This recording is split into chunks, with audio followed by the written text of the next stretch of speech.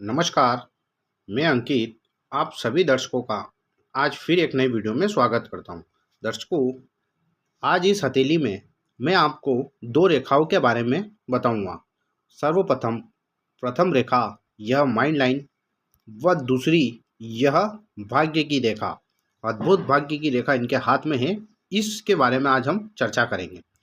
उससे पूर्व दर्शकों, यदि आप वीडियो को पहली बार देख रहे हैं तो वीडियो को लाइक व चैनल को सब्सक्राइब जरूर करें तथा आप भी अपनी यदि कुंडली व हस्तरेखा का विश्लेषण करवाना चाहते हैं तो व्हाट्सएप के थ्रू आप मुझसे संपर्क कर सकते हैं।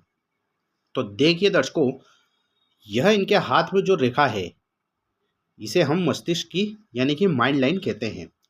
व्यक्ति के हाथ में यह माइंड लाइन जितनी सीधी होती है, व्यक्ति उतना ब्रिलियंट होता है तथा उतना लकी वह माना जाता है। यानी कि ऐसा व्यक्ति बहुत समझदार, चतुर, चालाक व बहुत ब्रिलियंट माइंड का ऐसा जातक होता है। जब किसी व्यक्ति की बिल्कुल स्ट्रेट खड़ी एक सीधी रेखा हो, ऐसा व्यक्ति हर कार्य में सक्सेस होता है तथा उसका भाग्य भी बहुत ज़्यादा साथ देता है। और यदि जिस प्रकार आप देख रहे हैं इस हाथ में, यदि यह मस्तिष्क की रेखा इस तरफ डाउन होने लगे यानी कि चंद्र पर्वत की तरफ यह रेखा, इसे हम चंद्र का क्षेत्र कहते हैं। यानी कि जब किसी व्यक्ति के हाथ में यह मस्तिष्क की रेखा ऐसे चलकर वह इस प्रकार चंद्र पर्वत यहाँ तक पहुँच जाए तो ऐसा व्यक्ति बहुत विचार करता है, हर कार्य में सोचता बहुत ज़्यादा है।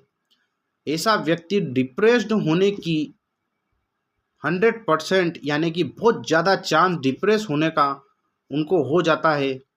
ऐसा व्यक्ति तनावग्रस्त हो सकता है तथा ऐसा व्यक्ति जब भी कोई कार्य करेगा तो वह उस कार्य को अधूरा ही करेगा, पूरी तरह एक कार्य को कभी वह पूरा नहीं करेगा तथा ऐसे जातक जातिकाओं का मन कभी किसी कार्य में नहीं लगता है, क्योंकि ऐसे व्यक्ति कल्पनाशील होते हैं। ऐसे व्यक्ति जीवन में यथार्थ में नहीं जीते, वो कल्पना करते हैं। ख्याली पुलाव बनाना ऐसे जातक जीवन में अवश्य करते हैं।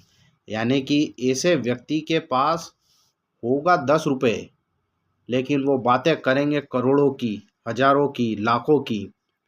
लेकिन जब उनके पास यथार्थ में देखा जाएगा तो 10 रुपये ही उनके पास प्राप्त होंगे। तो ऐसा व्यक्ति शेख चिल्ली जिसे हम कहते हैं, बड़े बड़े ख्वाब बुनना, तो ऐसा व्यक्ति बहुत ज़्यादा कल्पनाशील होता है।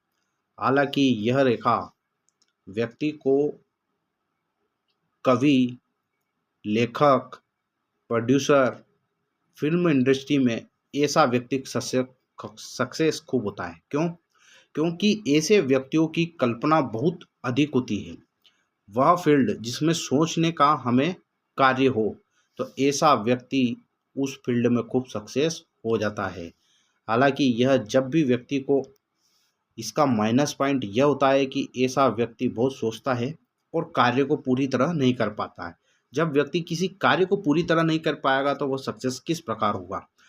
फिर भी ऐसा व्यक्ति प्रोड्यूसर लाइन में सक्सेस हो सकता है, फिल्म इंडस्ट्री में ऐसा व्यक्ति सक्सेस होता है जिसमें सोचने का सर्वाधिक कार्य पड़ता हो, यानी कि सोचने का, दिमाग लगाने का बहुत काम करता पड़ता हो। ऐसा व्यक्ति उस फील्ड में खूब सक्सेस होते हुए देखे गए हैं। अब बात करते हैं दर्शकों, इनके हाथ में यहीं इस चंद्र पर्वत से इस प्रकार आप तो एकदम क्लियर रेखा दिख रही है और इनकी हार्ट लाइन भी दो भागों में विभक्त हो रही है। यह इस प्रकार इनकी हार्ट लाइन दो भागों में विभक्त हो रही है। तो अब देखिए आप, इनके हाथ में जब किसी व्यक्ति के हाथ में इस चंद्र पर्वत से निकलकर कोई रेखा यहाँ तक पहुँच जाए तो यह अत्यंत राजकारक योग बना देती है। यानी कि ऐसा व्यक्ति राजयोग लेकर पैदा होता है। ऐसा क्यों? क्योंकि जब किसी के हाथ में चंद्र से भाग्य रेखा चलती है तो आफ्टर मैरिज, यानी कि ऐसा व्यक्ति का जीवन जब ही साथ देगा, किस्मत जब साथ देगा, जब उसकी शादी हो जाएगी। विवाह उपरांत आफ्टर मैरिज ऐसा व्यक्ति खूब सक्सेस होता है। और रियल में दर्शकों, जब ऐसा व्यक्ति शादी कर लेता है उसके बाद उसका नसीब बहुत ज़्यादा चलता है। मैंने कई हाथों में ऐसी रेखाएं देखी है जो जिनके हाथों में चंद्र से निकली हुई एकदम क्लियर फेट लाइन है, जो कि या तो शनि पर्वत तक जा रही है या फिर यहीं से निकली हुई एक रेखा बिल्कुल गुरु पर्वत तक जा रही है। तो ऐसे व्यक्ति कुछ जीवन में खास नहीं कर पाए शादी से पहले, किंतु जब उनकी शादी हुई और जब वार्तालाप हुई, बीच में बातचीत हुई, तो उनने कहा कि शादी से पहले मेरे पास कुछ नहीं था, लेकिन सर शादी के बाद मेरे पास आज वह चीज़ें हैं जो आज मेरे को चाहिए थी। यानी कि आफ्टर मैरिज ऐसा व्यक्ति खूब सक्सेस होता है। और यह बहुत ही लकी लाइन होती है दर्शकों। पामिस्ट्री में यदि किसी व्यक्ति के हाथ में चंद्र पर्वत से कोई रेखा निकलकर या शनि तक पहुंच जाए या गुरु तक पहुंच जाए, तो ऐसा व्यक्ति ऑलरेडी जीवन में राजयोग लेकर पैदा होता है, कर्म के प्रति सजग होता है, कर्म से व्यक्ति अपना भाग्य बदलता है, और ऐसा व्यक्ति खूब दौलतमंद होता है, भाग्यशाली होता है, तथा वह धनवान तो निश्चित तौर पर बनता है।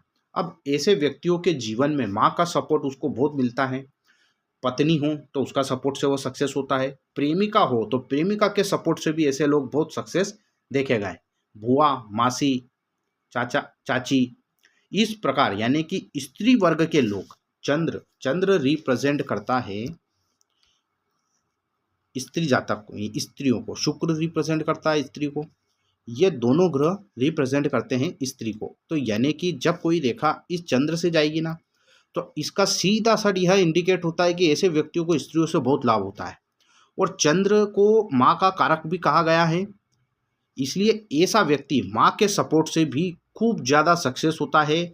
आफ्टर मैरिज यानी शादी के बाद ऐसा व्यक्तियों का विवाह होने के बाद भाग्य चलता है, किस्मत उनका खूब साथ देती है, तथा ऐसा व्यक्ति खूब भाग्यशाली होता है। तो दर्शकों ध्यान रखें, यदि किसी व्यक्ति के हाथ में यह रेखा है और उनकी शादी नहीं हुई है, तो बिल्कुल आप निश्चित तौर पर शादी करिए। शादी के बाद ऐसे व्यक्तियों का भाग्य खूब तेज चलता है।